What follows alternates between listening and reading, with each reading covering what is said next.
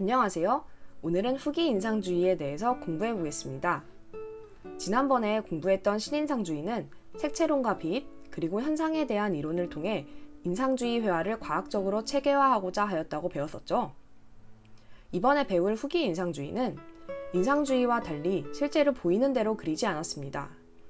후기 인상주의 입장에서는 인상주의는 눈에 보이는 대로 표현한 나머지 기존의 미술이 가진 장점을 잃어버렸다고 생각했기 때문입니다. 따라서 사물의 내면적 정신성과 본질을 근원적으로 파악하려 하였습니다. 대표적인 화가로는 폴 세잔, 그리고 반 고흐, 고갱이 있는데요. 먼저 폴 세잔은 균형과 질서 감각을 추구하였고, 고흐는 예술가의 감정과 강렬한 정열을 추구하였습니다. 그리고 고갱은 단순성과 솔직성, 그리고 상상력을 중시하였습니다. 이들은 각각 입체주의, 그리고 독일 표현주의, 그리고 아르누보 상징주의에 영향을 미칩니다. 먼저 폴 세잔에 대해서 알아보도록 하겠습니다. 세계에 3대 사과가 있습니다. 첫 번째는 아담과 이브의 선악과 사과, 그 두 번째는 뉴턴의 사과, 그리고 세 번째는 세잔의 사과입니다. 세잔의 사과가 유명한 이유는 세잔이 그린 사과 정물화로 인해서 입체파와 추상화 등 현대 미술의 시작을 알리는 계기가 되었기 때문입니다. 그럼 이제 세잔이 그린 정물화를 한번 감상해 보도록 하겠습니다. 두 그림 모두 사실 별게 없어 보이죠?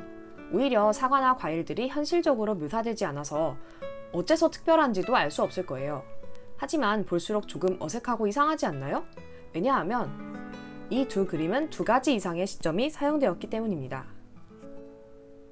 체리와 복숭아가 있는 정물로 예를 들어볼게요. 먼저 화면에 있는 항아리, 그리고 복숭아, 체리를 한번 보세요. 복숭아는 옆에서 본 시점이지만 체리는 위에서 본 시점이고, 항아리도 복숭아와 체리를 본 시점이 아닌 다른 시점으로 그려져 있습니다. 한 시점으로 통일되게 그렸다면 이런 식으로 놓여있게 그려야 맞겠죠? 틀린 그림이라고 볼 수도 있겠지만 세잔은 이 그림을 다분히 의도해서 그렸습니다. 이런 정물화의 시작으로 여러 방면으로 보는 입체파가 탄생하게 됩니다.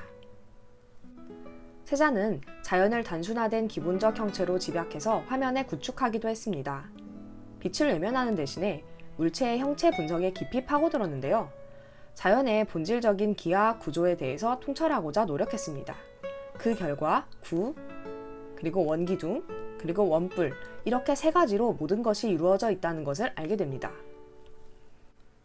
폴 세잔이 그린 생트 빅투아르 산에 대해서 감상해 보겠습니다. 세잔은 이 산을 연습 삼아서 상당히 많은 양의 그림을 그렸는데요. 이 그림을 보면 붓자국에 따라서 평평한 표면으로 나누어 놓은 것을 볼 수 있습니다.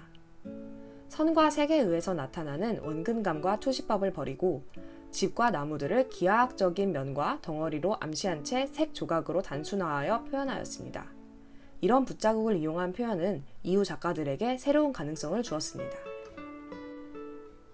세잔은 야수파에 큰 영향을 주었고 입체파에 특히 큰 영향을 줍니다. 피카소의 아비뇽의 처녀들이라는 그림과 조르주 브라크의 바이올린과 물병이라는 그림을 보면 작은 조각으로 나뉘어 있는 것을 볼 수 있습니다. 그리고 형태의 단순화에 영향을 받은 모더니즘의 몬드리안, 그리고 르코르비지의 건축에까지 영향을 주었습니다. 이제 모를 수가 없는 빈센트 반 고흐에 대해서 알아보도록 할게요. 초반의 고흐는 농민들의 삶을 통해 당대의 사회상을 담고자 했습니다. 고흐가 그린 감자 먹는 사람들과 구두라는 그림을 보면 초라한 농민들의 삶이 보입니다. 우리가 알고 있는 그림과는 달리 굉장히 어두운 것을 볼 수 있습니다. 고흐는 특히 밀레의 그림을 굉장히 좋아했는데요. 밀레의 대표작으로는 우리가 한 번씩은 봤을 법한 이삭 줍는 여인들, 그리고 만종이 있습니다. 고흐는 밀레의 작품 모적을 즐겨했습니다. 초반에는 밀레의 영향으로 어두웠던 그림이 인상파와 우키요에의 영향을 받으면서 점점 밝아졌습니다. 고흐에게 영향을 줬던 우키요에에 대해서 간단히 알아볼게요. 우키요에는 그 당시 일본의 서민 풍속화였고 채색된木판화였습니다.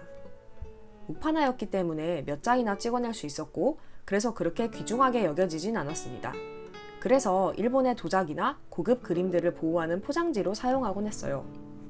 그렇게 포장지로 서양에 흘러들어간 유키요에는 강한 명암 대비와 색상, 그리고 뚜렷한 윤곽선 등으로 새로운 기법을 도입하게 됩니다. 아래 그림들을 보면 판화라고는 믿기지 않을 정도로 섬세하고 깔끔하게 되어 있는 것을 볼 수 있습니다. 고흐는 우키요에를 굉장히 좋아했는데요. 아래의 두 그림을 보면 고흐의 초상화 배경, 그리고 탄기 영감의 초상화 배경에도 일본의 기모노 입은 여자들이 그려 있는 것을 알 수 있습니다. 우키요에에 굉장히 빠져 있었다는 것을 알 수 있죠.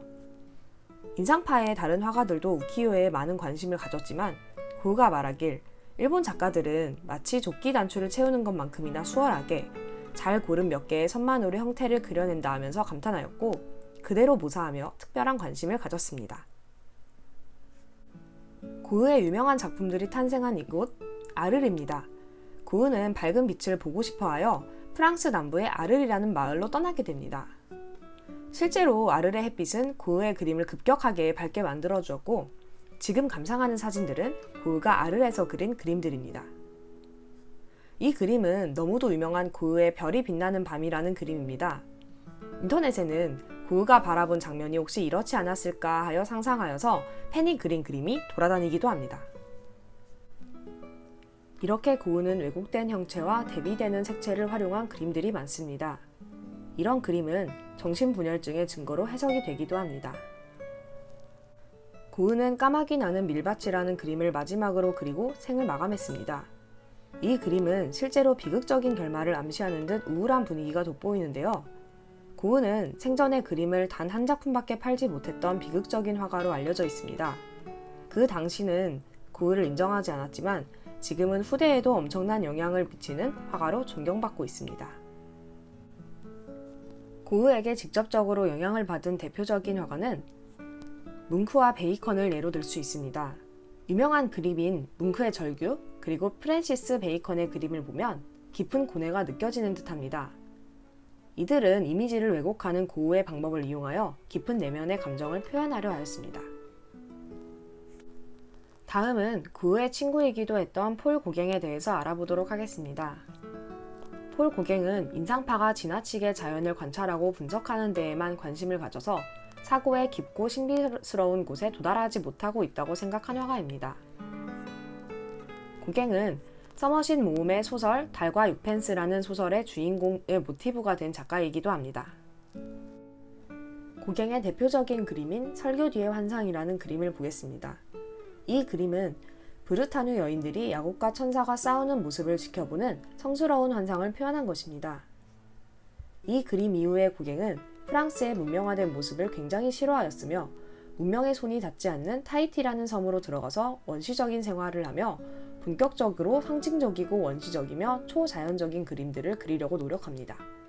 타히티에서의 그림을 감상하겠습니다.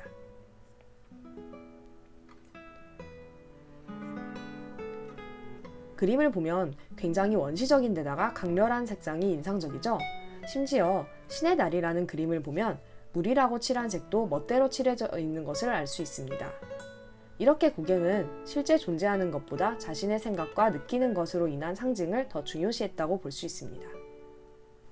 그로 인해서 고갱은 후에 야수파와 상징주의에 영향을 미치는데요. 상징주의로 인해서 나타나게 되는 추상미술과 초현실주의에 직접적인 영향을 줍니다. 자, 이제 후기 인상주의를 정리해 볼게요. 후기 인상주의자들은 인상주의의 성과를 인정하였지만 그로 인해 잃어버린 미술의 다른 요소를 찾기 위해서 노력했습니다. 조형의 요소와 원리를 연구한 세잔, 내면의 강렬한 느낌을 표현한 고흐와 고갱이 대표적입니다. 서양 미술에서 중시되었던 원근법, 명암, 사실적인 대상은 그렇게 중요치 않다고 주장하였습니다. 자, 오늘 수업은 여기까지입니다. 다음 시간에 만나요.